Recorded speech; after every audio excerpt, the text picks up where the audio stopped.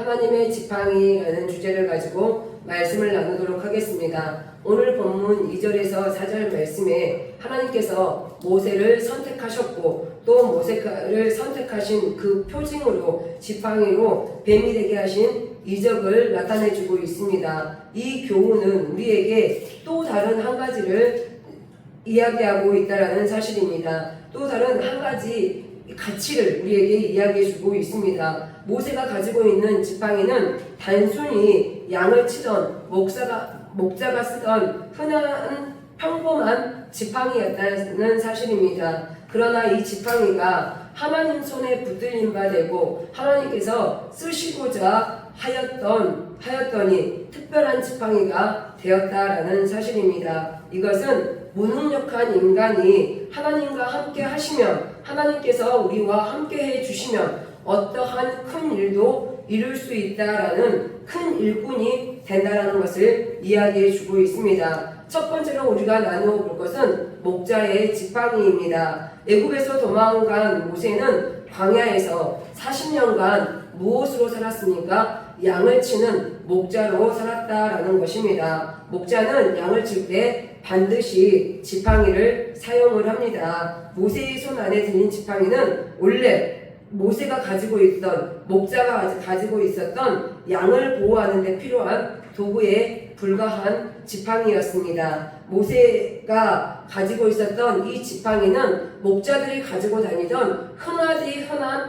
목자들의 지팡이 중에 여러 개 중에 하나였다라는 사실입니다. 모세가 과거에 애굽에서 이스라엘 백성들을 위해서 무엇인가 일을 하려고 힘쓰고 있었던 사실이 우리는 이 출애굽기에서 나누었습니다. 그랬던 그 사실을 보면 모세가 이제 장성한 어른이 되자 애굽에 시달리고 있던 자신의 동족들을 살펴보게 되었다라는 것입니다. 그리고 이 동족들을 살펴보는 가운데 애굽인이 히브리인을 괴롭히는 장면을 보았습니다. 그 분에 이기지 못한 모세는 애굽인을 돌로 쳐 죽이고 아무도 보는 사람이 없자 어떻게 했죠? 모래 속에 그 사람을 묻어두었습니다. 그리고 그 다음날 모세가 또다시 밖을 나가서 시찰하고 있는데 이제는 히브리인들, 이스라엘 백성들끼리 싸우고 있는 장면을 보았습니다. 그래서 모세가 너희들이 왜 같은 동족끼리 싸우느냐라고 이야기했을 때 그 중에 한 사람이 누가 너를 우리의 재판관으로 세웠느냐라고 이야기하며 어제 애굽인을 죽이더니 이제는 나를 죽일 것이냐라고 이야기하는 장면에 모세가 자신이 했던 일들이 탄로나서 바로가 두려워서 미디안 광야로 도망가는 장면을 우리는 출애굽기에서 나누었습니다. 그것처럼 모세가 자신의 힘으로 이제는 내가 장성했으니 어느 정도 나에게 권력이 있을 것 같으니 내 힘으로 무엇인가 해보려고 했었을 때는 어느 누구 이스라엘 백성들도 모세를 자신의 지도자로 인정하지 않았다라는 사실입니다. 그리고 모세는 바로를 피하여 미디안 광야로 도망가서 40년 동안 이 광야에서 양을 치는 목동이 되었다라는 사실입니다. 목동이 되었던 이 모세는 어느 누구와도 광야에서 이야기할 사람이 한 사람도 없었습니다. 모세가 양을 데리고 광야로 나가면 오로지 양과 모세 외에는 아무 사람도 또 인적도 드문 곳이었다라는 사실입니다. 과거에 애굽에서 이 현란한 또 과학 문명이 발전된 그 애굽의 모든 과학과 또 의학과 모든 기술과 모든 것을 배웠던 모세가 이제는 40년 동안 광야에서 과거에 배웠던 모든 것을 차츰 잊혀져가는 순간이 되었다라는 것입니다. 모세는 단순히 40년 동안 광야에서 양과 대화하는 것도 한계가 있었을 것입니다. 양과 대화를 한들 무슨 돌아오는 이야기가 있었을 것입니까? 그래서 모세는 아무것도 자신의 스스로는 할 수 없다라는 것을 처절하게 깨닫는 시간이 40년의 광야 시간이었습니다. 그리고 이 40년 동안 이제는 내가 쓸모가 없구나. 이제 나는 아무것도 할 수 없구나. 이제 내 스스로는 무엇인가 할 수 있는 존재가 아니라 나는 무가치한 존재라는 것. 즉 나는 이제 양을 치는 목동에 불과하다라는 사실만을 깨닫게 되었다라는 것입니다. 하나님께서 모세가 가지고 있었던 지팡이를 쓰시기 전에는 이 지팡이는 양을 치는 것에 불과한 도구였다라는 사실입니다. 그리고 모세도 마찬가지입니다. 모세도 하나님께서 이 모세를 사용하기 전에는 양을 치는 목동에 불과한 존재였다라는 사실입니다. 모세의 지팡이가 무엇입니까? 모세의 지팡이는 다 말라 빠진 막대기에 불과했습니다. 모세도 마찬가지입니다. 모세도 하나님께서 쓰시기 전에는 이제는 과거에 내가 애굽의 왕자였던 것이 중요한 것이 아니라 지금 현실의 상황에서 애굽에서 사람을 죽인 살인죄로 도망자가 되어서 미디안 광야에서 양을 치는 목자에 불과하다라는 사실을 알아야 할 것입니다. 하나님께 쓰임받기 전 모세의 이 목자의 지팡이는 결국은 마른 막대기일 뿐이고 또 모세 또한도 하나님께서 쓰시기 전에 애굽에서 살인하고 도망자인 뿐이다라는 것입니다. 그리고 모세가 깨달았던 것은 나는 아무것도 할 수 없구나. 나는 아무것도 할 수 없는 인간이구나. 내가 무엇인가 할 수 있을까라는 아무것도 할 수 없는 무능력만을 깨닫는 존재가 되었다라는 사실입니다. 그러나 하나님께서 모세를 들어 사용하시고 모세가 쥐고 있던 지팡이를 사용하는 하나님의 지팡이가 되었더니 이 지팡이가 전혀 다른 지팡이가 되었다라는 사실입니다. 모세가 가지고 있었던 그 마른 막대기는 하나님의 명령에 따라 던져졌을 때 그 막대기가 살아 움직이는 생명이 되었다라는 것입니다.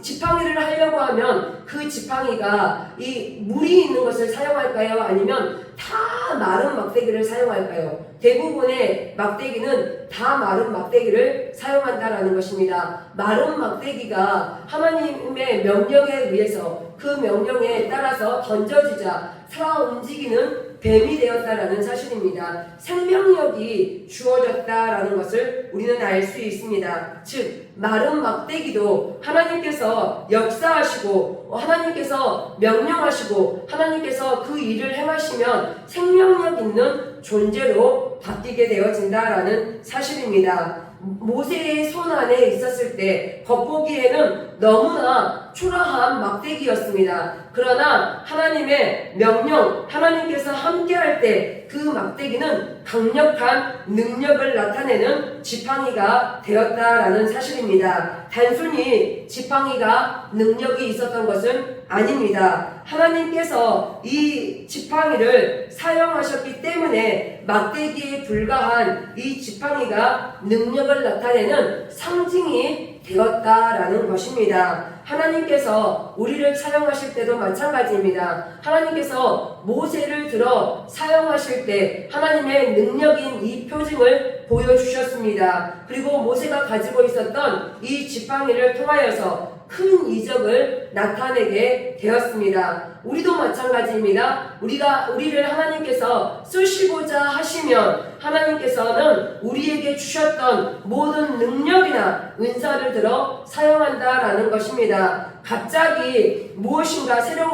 특별하고 새로운 힘이 나타나는 것이 아니라 나에게 이미 주어져 있는 그 능력을 들어 사용한다라는 것입니다. 이미 내가 가지고 있는 그 능력이나 은사가 하나님을 위해서 또 하나님에 의해 우리가 사용될 때 그것은 우리가 상상할 수 없는 더 큰 힘을 발휘하게 됩니다. 내가 가지지 못한 것을 다른 사람과 비교해서 탐낼 것이 아니다라는 것입니다. 우리에게 말씀하고 있는 것 자족함을 말씀하고 있습니다. 내가 가지고 없어서 안타까운 것이 아니라 남이 가지고 있기 때문에 그것이 부러운 것이 아니라 하나님께서 우리를 사용하실 때는 우리에게 이미 부어주신 그 능력을 가지고 나에게 전혀 개발되지 않았던 그것들을 들어 사용하시는 사용하심으로써 폭발적인 에너지를 나타내게 하신다라는 것입니다. 우리는 다른 사람과 비교할 이유가 없습니다. 왜? 이미 하나님께서는 우리에게 주셨기 때문에 그렇습니다. 우리에게 주신 각자의 달란트들이 있습니다. 우리는 가지고 있는 달란트를 다 사용하지 못합니다. 또 내가 어떠한 달란트를 가지고 있는지도 깨닫지 못한 사람들이 너무나 많다라는 것입니다. 중요한 것은 우리에게 이미 각자에게 맞는 달란트가, 은사가 주어져 있고 그 은사를 하나님께서는 사용하신다라는 것입니다. 더 나아가서 우리를 통하여서 하나님의 나라와 또 하나님의 구원의 역사를 이루어 가신다라는 것입니다. 로마서 12장 6절에서 8절 말씀에 우리에게 주신 은혜대로 받은 은사가 각각 다르니 혹 예언이면 믿음의 본수대로, 혹 섬기는 일이면 섬기는 일로, 혹 가르치는 자면 가르치는 일로, 혹 위로하는 자면 위로하는 일로, 구제하는 자는 성실함으로, 다스리는 자는 부지런함으로, 긍휼을 베푸는 자는 즐거움으로 할 것이니라 라고 말씀하고 있습니다. 즉 우리에게 주신 달란트가 다 다르기 때문에 주신 달란트대로 우리가 사용되어진다라는 것입니다. 우리가 또한 모세의 지팡이처럼 원래는 보잘것없고 미미한 존재였지만 하나님께서 우리를 들어 사용하시면 하나님의 역사를 이루어가는 도구가 되어집니다. 더 나아가서 없애서는 안 될 가장 중요한 도구가 된다라는 것입니다. 사울이 하나님으로부터 초대의 왕으로 기름 부음을 받았던 사건이 있습니다. 사울이 무엇인가 잘나서 모든 사람들이 다 알고 있는 사람이기 때문에 하나님께서 사울을 왕으로 세웠던 것이 아닙니다. 사무엘이 사울에게 왕이 될 것이다 라고 얘기했을 때 자신은 지파 중에서 가장 작은 베냐민의 지파, 또 베냐민 지파 중에서도 가장 연약한 집안이다 라고 이야기하는 것을 알 수 있습니다. 그것을 보면 어떠한 능력이 있어서 어떠한 권력을 가지고 있어서 남들에게 유명세를 타고 있기 때문에 하나님께서 들어 사용하신다라는 것은 아닙니다. 하나님의 뜻에 적합한 사람, 하나님께서 이미 주셨던 그 마음을 가지고 있는 사람, 또 그것을 실천할 수 있는 사람에게 하나님께서는 능력을 주시고 그 일을 행했던 것을 알 수 있습니다. 사울은 왕이 될 때 모든 사람들을 사무엘이 미스바로 모이게 하고 그들에게 요구하는 왕을 하나님께서 주셨다라고 이야기하며 사울을 찾아냅니다. 그러나 아무리 찾아도 사울을 찾을 수가 없었다라는 것입니다. 왜? 사울이 두려워서 보침 뒤에 숨어 있었기 때문에 그렇습니다. 모든 것에 두려움을 가지고 있었고 남들에게 앞에 나서서 하는 것이 두려웠던 사울이었지만 하나님께서 능력을 주시자 하나님의 성령이 임하자 모든 일을 할 수 있는 사람이 되었던 것을 알 수 있습니다. 우리도 마찬가지입니다. 지금 우리가 깨닫지는 못하지만 하나님께서는 우리에게 모든 능력을 주셨다라는 사실입니다. 그 능력을 하나님께서 개발하게 만들고 들어 사용하시면 이것이 하나님의 나라의 도구가 되어진다라는 것입니다. 내가 알 수 있건 내가 모르건 간에 상관이 없습니다. 왜냐하면 하나님께서 들어 사용하고자 작정하시면 그 모든 것들을 통하여서 하나님의 역사가 일어나기 때문에 그렇습니다. 나에게 중요한 것이 아니라 하나님의 뜻대로 이루어지는 것이 중요합니다. 그렇다면 모세의 지팡이가 하나님께 붙들린 바 되어서 하나님의 지팡이가 되었던 것처럼 또 모세가 하나님께 선택되고 하나님께 붙들린 바 되어서 하나님의 일을 하는 하나님의 종이 되었던 것처럼 우리도 마찬가지입니다. 우리도 하나님께 붙들린 바 되고 우리 자신을 하나님 앞에 내려놓을 때 하나님께서는 우리를 통하여 크고 은밀한 일까지 보이신다라는 것입니다. 우리가 상상할 수 없는 일들을 우리를 통하여 일하신다라는 것을 알아야 하겠습니다. 사무엘상 10장 1절 말씀에 이에 사무엘이 기름병을 가져다가 사울의 머리에 붓고 입맞추며 이르되 야훼께서 내게 기름을 부으사 그의 기업의 지도자로 삼지 아니하셨느냐라고 이야기하는 것. 사울이 무엇인가 잘나서가 아니라 하나님께 선택되어진다라는 것입니다. 우리도 마찬가지입니다. 우리도 하나님께 선택되어진 자이고 또 하나님 앞에 우리의 모든 것을, 우리의 온 존재를 내려놓을 때 하나님께서는 모세를, 또 모세의 지팡이를 통하여 하나님의 기적을 보여주셨던 것처럼 우리도 들어 사용하신다라는 것입니다. 세 번째로 하나님의 지팡이가 되기 위해서, 하나님의 도구가 되기 위해서 우리의 결단이 필요하다라는 것입니다. 오늘 본문 4절 말씀에 야훼께서 모세에게 이르시되 내 손을 내밀어 그 꼬리를 잡으라. 그가 손을 내밀어 그것을 잡으니 그의 손에서 지팡이가 된지라라고 말씀하고 있습니다. 하나님께서 지팡이를 던지라라고 명령하셨을 때 모세가 던졌더니 뱀이 되었습니다. 뱀이 되자 모세는 그 뱀을 피하였다라고 3절 말씀에 나와 있습니다. 그러나 다시 한번 하나님께서 모세에게 명령합니다. 뱀의 꼬리를 잡으라라고 말씀하고 있다라는 것입니다. 보통 뱀을 잡으면 어디를 잡지요? 목을 잡게 되어 있습니다. 왜? 물지 못하도록 뱀의 목을 잡게 되어 있는 것이 상식적입니다. 그러나 하나님은 상식을 파괴하고 뱀의 꼬리를 잡으라라고 말씀하고 있다라는 것입니다. 어쩌면 뱀의 꼬리를 잡아서 물려 죽을 수도 있습니다. 그럼에도 불구하고 하나님의 명령은 우리가 생각할 수 없는 비상식적인 이야기, 모세에게 뱀의 꼬리를 잡으라라고 말씀하고 있다라는 것입니다. 이 뱀의 꼬리를 잡으라라고 말씀하시는 것은 하나님의 깊은 의미가 있다라는 것, 깊은 의미가 담겨 있다라는 것을 알아야 하겠습니다. 첫 번째로 뱀의 꼬리를 잡으라라고 말씀하셨을 때 모세가 하나님의 말씀에 순종하는지를 다시 한번 시험하는 시간이었을 것입니다. 두 번째로 모세가 뱀의 꼬리를 잡자 하나님의 능력이 나타나기 위함이었다라는 것을 알아야 할 것입니다. 하나님께서 이렇게 위험한 행동을 모세에게 하도록 하는 것, 그것은 모세의 순종을 보기 위함이었다라는 것입니다. 또한 모세가 순종하자 하나님의 기적과 이적이 나타났다라는 것을 알아야 할 것입니다. 피조물인 우리의 인간은 창조주 하나님의 지혜를 측량할 수가 없습니다. 우리가 아는 하나님은 단순히 내가 경험하는 하나님, 또 내가 성경 지식에서 알고 있는 하나님입니다. 그러나 우리의 하나님은 우리가 알 수 없는, 상상할 수 없는 높고 깊고 넓은 하나님이시다라는 것을 알아야 하겠습니다. 로마서 11장 33절 말씀에 깊도다 하나님의 지혜와 지식의 풍부함이요 그의 판단은 헤아리지 못할 것이며 그의 길은 찾지 못할 것이로다 라고 말씀하고 있습니다. 하나님의 말씀이 우리의 생각에는 비록 그 이치에 우리의 지식적으로 또 경험적으로 맞지 않을지라도 그러함에도 불구하고 하나님의 말씀에 순종하고 따르게 되면 지팡이가 뱀이 되고 뱀이 지팡이가 되는 놀라운 경험을 하게 될 것이다 라는 것입니다. 우리의 삶도 마찬가지입니다. 하나님의 말씀에 우리의 이치에 나의 생각에 아닐 것 같지만 그것을 순종하고 나아가면 우리의 삶 가운데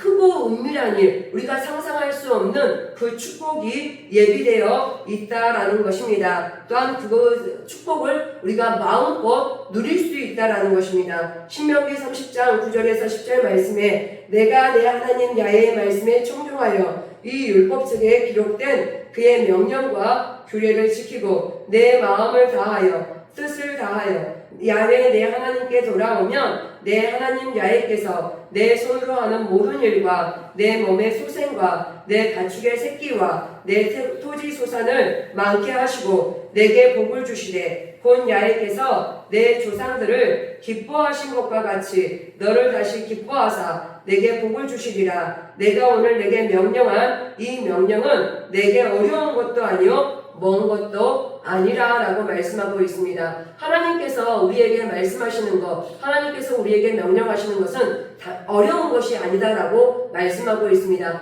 단순히 내려놓아라, 행해라라고 말씀하신다라는 것입니다. 그러나 우리는 그것들이 굉장히 어렵게 느껴집니다. 왜냐하면 그것들을 놓으면 죽을 것 같은 마음이기 때문에 그렇습니다. 또 하나님을 절대적으로 신뢰하지 못하기 때문에 그렇다라는 것입니다. 우리는 하나님께서 말씀하실 때 단순함으로 그것을 내려놓고 그것을 행동하는 성도들이 되어야 할 것입니다. 하나님께서 우리에게 요구하는 것, 무리한 것을 요구하지 않습니다. 세상은 우리에게 요구하는 것이 1등이 되라라고 요구합니다. 그 1등이 되라라고 요구하는 것은 어떠한 이들에게는 굉장한 무리이다라는 것입니다. 그러나 우리의 아빠 아버지 대신 야훼 하나님은 우리에게 무리한 요구를 하시는 것이 아니라 어느 누구도 어린아이부터 장년에 노년에 이르기까지 누구나 실천할 수 있는 것들을 요구하신다라는 사실입니다. 우리는 하나님의 말씀에 순종하고 그 요구함에 그 명령에 따르는 성도들이 되어야 할 것입니다. 많은 사람들이 이야기합니다. 하나님께서 말씀하시면 나는 아무것도 할 수 없는 존재이라서요. 내가 무엇을 할 수 있겠어요? 나는 못해요. 라고 이야기합니다. 그러나 하나님께서 이미 우리에게 능력을 주시고 그 일을 행하게 하신다라는 사실입니다. 내가 볼 때 또 세상이 볼 때 너무나 무능력하고 아무것도 할 수 없는 존재같이 보이지만 그러함에도 불구하고 우리가 강하고 담대할 수 있는 것 또 우리에게는 믿음이 있기 때문에 그렇습니다. 그 믿음은 어떤 믿음입니까? 하나님께서 나에게 모든 것을 주셨다라는 것, 나에게 일을 맡기실 때는 그 일을 할 수 있는 능력이 이미 내게 부어졌다라는 사실입니다. 그렇기 때문에 강하고 담대하시길 바랍니다. 지금 상황과 현실을 바라보지 마시고 이미 나에게 능력 주시는 자, 이미 야훼 하나님께서 능력을 주셨기 때문에 나는 모든 것을 할 수 있다라는 사실을 선포하는 성도들이 되어야 할 것입니다. 우리에게 하나님께서는 세상의 그 어떠한 능력보다도 더 큰 능력을 주셨다라는 것, 모든 것을 할 수 있는 능력을 주셨다라는 것입니다. 우리 스스로를 과소평가하거나 너무 무능력하다고 스스로를 자책하지 마십시오. 스스로에게 많은 사람들이 이렇게 이야기합니다. 네가 뭘 하겠어? 그럼 그렇지. 넌 안 돼. 할 수 없다라니까. 네가 하는 것은 자꾸 실수만 하고 오히려 아무것도 하지 않는 것이 남을 돕는 길이야 라고 생각할지도 모르겠습니다. 그러나 우리는 스스로를 과소평가하는 것이 아니라 내게 능력 주시는 자 안에서 내가 모든 것을 할 수 있다라는 빌립보서 4장 13절 말씀처럼 그 말씀을 믿고 신뢰하고 입으로 선포하시길 바랍니다. 그럴 때 하나님의 크고 놀라운 일들이 우리를 통하여 나타난다 라는 사실입니다. 우리가 가지고 있는 문제 있습니다. 가지고 있는 소원이 있습니다. 그것이 내 힘으로는 도저히 할 수 없습니다. 그러나 내게 능력 주시는 자 안에서 우리에게 능력 주시는 하나님 예수 그리스도를 통하여서 우리는 모든 것을 할 수 있는 자가 되었습니다. 우리는 모든 것을 할 수 있는 능력의 사람입니다. 스스로를 과소평가하지 마시고 이제는